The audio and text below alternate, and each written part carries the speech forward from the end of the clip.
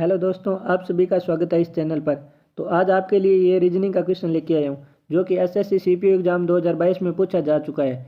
तो ये प्रश्न भी क्या होता है कि ऐसे प्रश्न है वो डालता रहता है एसएससी प्रत्येक एग्जाम में। रीजनिंग का ये प्रश्न है, इतना बड़ा प्रश्न देकर क्या करते हैं, हर स्टूडेंट है घबरा जाता है कि यार हमारे पास टाइम भी कम है, इतना बड़ा प्रश्न पढ़ेंगे तो हमारा 1 मिनट ऐसे ही निकल जाएगा।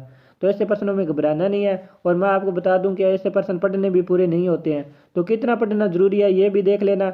और यहाँ पर ऐसे प्रश्नों को कम समय में कैसे करें वो भी चेक कर लेना। तो लास्ट में मैं आपको एक प्रश्न जरूर दूंगा, तो उसमें बताना कि कौन सा लॉजिक है वो लग रहा है। तो यहाँ पर इस प्रश्न को एक बार पढ़ लेते हैं कि यह प्रश्न क्या कह रहा है। जिसने कभी ऐसे प्रश्न नहीं पढ़े हैं तो वो प्लीज़ प्रश्न पढ़ लेना, अगर जिसको आ रहा है वो करके, अगर नेक्स्ट लास्ट में एक प्रश्न दिया हुआ है वो करके जरूर बताना। तो यहाँ पर ये क्या कह रहा है कि उस समुच्चय का चयन करें जिसमें दी गई संख्याएं आपस में उसी प्रकार संबंधित है जिस प्रकार प्रश्न में दिए गए समुच्चय की संख्याएं आपस में संबंधित है। तो यहाँ पर ये दो समुच्चय दिए हुए हैं और ये दो में जो लॉजिक लगेगा वो तीसरे में भी इसमें लगेगा। तो यहाँ पर इसका आंसर तो ये दिया हुआ है क्योंकि ये सीपीयू के आंसर की थी उसका प्रश्न है। तो यहाँ पर इसका आंसर तो ये है, लेकिन यहाँ पर एक नोट भी दिया हुआ है वो भी पढ़ लेते हैं क्या कह रहे हैं। तो यहाँ पर ये कह रहा है कि संख्याओं को उसके घटक अंकों में विभाजित किए बिना यानी भाग दिए बिना पूर्ण संख्याओं पर गणितीय संक्रियाएं की जानी चाहिए। उदाहरण के लिए 13 के मामले में, यानी उदाहरण उसने 13 संख्या लिया, जैसे 13 पर गणितीय संक्रियाएं जैसे कि जोड़ना, घटाना, गुणा करने की अनुमति है। तो हम क्या कर सकते हैं, इसमें जोड़ कर सकते हैं, घटाव कर सकते हैं और गुणा कर सकते हैं। फिर क्या कह रहा है कि 13 को 1 और 3 में तोड़कर और फिर 1 और 3 पर गणितीय संक्रियाएं करने की अनुमति नहीं है। तो इससे हम क्या कर सकते हैं, 13 को 1 और 3 में अलग अलग नहीं कर सकते, ये उसने कहा है।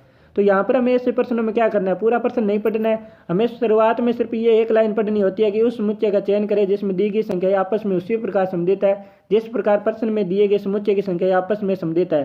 डायरेक्ट यहाँ पर चले जाना है, 12 और 125 और 17 दिया हुआ है। तो यहाँ पर पहले समुच्चय में देखना है कि इसमें कौन सा लॉजिक लग रहा है। तो यहाँ पर हम चेक करेंगे कि कौन सा लॉजिक लग रहा है, ये चेक करना है, सिर्फ लॉजिक चेक करना होता है इसमें। तो यहाँ पर ये 125 तो हमें पता है कि ये क्यूब होती है, लेकिन 12 और 17 का हमें कोई पता नहीं है कि ये क्या कैसे बन रहा है। तो यहाँ पर एक बार देखते हैं ये क्यूब 125 किसकी होती है। तो हमें याद आ रहा है कि 5 की क्यूब होती है। अगर क्यूब याद है तो बहुत अच्छी बात है कि 5 की क्यूब होती है 125। तो यहाँ पर ये 12 और 17 का अंतर भी कितना आ रहा है, 5 आ रहा है। तो यहाँ पर अंतर हमें लग रहा है कि 5 आ रहा है और 5 की क्यूब कर रहा है, ये तो बढ़िया है, यहाँ पर पहला तो पता चल गया।